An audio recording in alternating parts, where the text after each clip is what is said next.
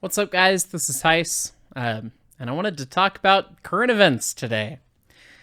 Obviously, if you've been paying attention to the news, you've heard about the Titan submarine and the now tragedy that it sounds like the sub imploded and all 5 passengers aboard passed away. And there's no easy way around that, but the more and more I've heard about it and the more news media has pushed all these different articles and things my way throughout the whole process, the more and more I felt a little compelled to talk about how it relates to our industry, to steam railroading. If you end up on this video and don't know who I am, we do steam train railroading things here. And the reason I bring that up is because a submarine and a boiler actually have a lot in common. If you do the common calculation for the stress and how thick the boiler barrel or the submarine hull needs to be, it's the same calculation. It's hoop stress in a circle, basically. Obviously, with geometry and things that changes, but I don't want to diminish the tragedy and the fact that folks lost their lives. But I think from what I've seen with the way that the CEO of the company talked about safety and engineering design, I think it's important to bring up some of these things because there are some parallels to the steam railroading industry, and we've had issues in the past.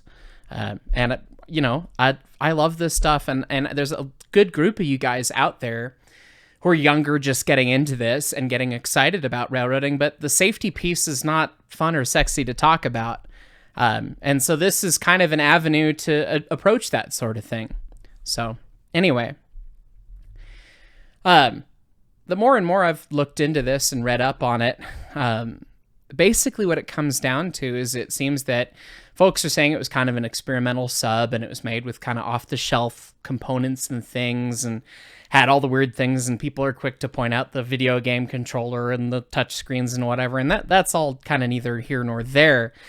The thing that sticks out to me is I read a couple quotes from the CEO where he said that there are certain things that you want to be buttoned down.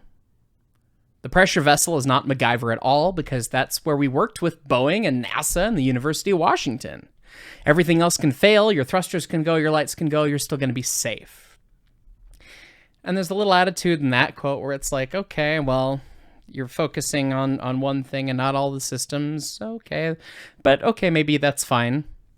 And then when asked about safety, he said, there's a limit. At some point, safety is just pure waste. I mean, if you just want to be safe, don't get out of bed, he says. And a lot of people have made this point in the past. There's always going to be some amount of risk with things, and that's fine. But the rest of the quote is where I raised a little issue, and it felt I wanted to make a video about this. He continues on saying, don't get in your car, don't do anything. At some point, you're going to have to take some risk, and it really is a risk versus reward question. I think I can do this safely just by breaking the rules.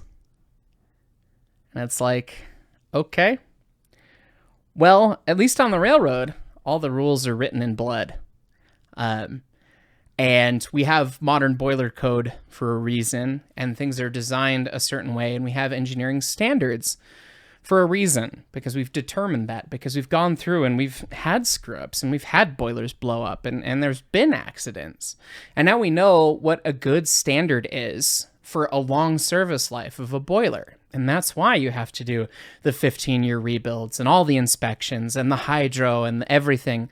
We do all of these things because that's what's proven to be the safest way to ensure that everything's set up right. Okay, yeah, there's risk in doing anything. He's got a point there. But to just brush off safety and then say, oh no, we designed it with the good people. It's okay. We checked the box. We designed it with the good people. We don't need to worry about anything beyond that. That's not necessarily right. I don't want to armchair quarterback. I don't want to investigate the incident. I'm just a guy with an opinion. I'm an engineer.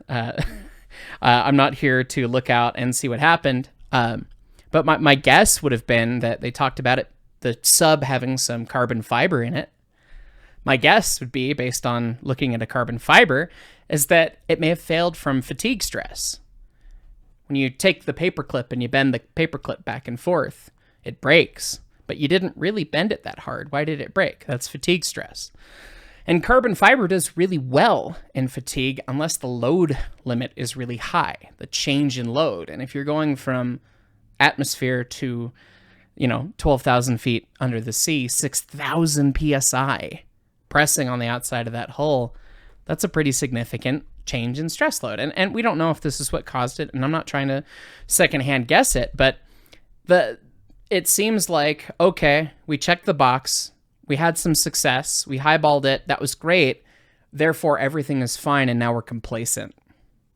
So I guess the message that I'm trying to say to you guys, you people who are new in the steam industry, you people who are old in the steam industry doing this thing, we're not a submarine. We don't experience these great pressures, but we do have steam, and steam is pretty violent, and it expands a lot. And if you have something fail, it can be catastrophic. It can burn people significantly. You can blow the boiler up. The consequences for a failure when you get complacent or you don't follow the standards and the industry procedures are significant, and we came up with them for a reason. So what I pose to you all as listeners who are in this industry or not, or want to get into this industry, is pay attention to the little things. Pay attention to the safety critical things. Look at the boiler. Is the boiler itself leaking? Is the boiler leaking? Are there water hose rated valves on a steam engine? Is the right equipment there? Ask those kinds of questions when you're around what locomotives you're around. Make sure you're not just going, oh, well, it's always been that way, so it's going to be okay. It's always been that way, and it was okay for the several dives that submarine did. A couple years that it's been doing this now. And then what happened sometime this week, we don't know, but what happened, and I would hate to see that happen anywhere in our industry. And yeah, it's a different thing with a pressure vessel, but it's similar enough that it got my gears turning. So I just want you guys to look out for yourselves, make sure that you are taking the safest course of action, not getting complacent, and looking for those little things. Because the day that we have some kind of failure in the steam industry is not going to be a good day, and it might signal the end of this sort of thing.